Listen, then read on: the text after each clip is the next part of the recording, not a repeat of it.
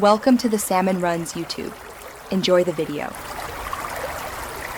In this video, I will explain how to replace a PCV valve. First, ensure your engine is cool to the touch for safety. You will need a new PCV valve, a pair of pliers, and possibly a wrench, depending on your vehicle's setup. Locating the valve is your first step. It's typically found on the valve cover or intake manifold. Having the right tools ready makes the process much smoother and quicker. Once you've located the PCV valve, which often looks like a small, cylindrical part, you'll need to disconnect any hoses connected to it.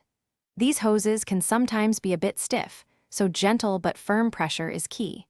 Use your pliers if necessary to loosen the hose clamp.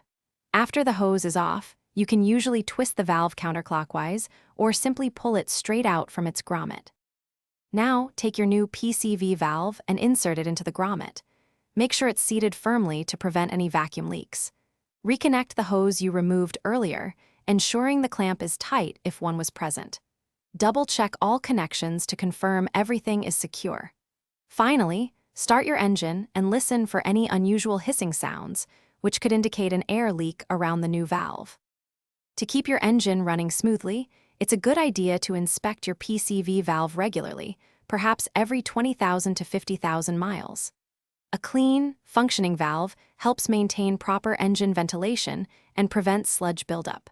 Replacing it proactively can save you from more significant engine problems down the road. Remember, a small maintenance task now can prevent a larger repair later. Also, be sure to check the description for a link to those amazing darn tough socks and other great deals. Thanks for watching. Consider subscribing if we helped you.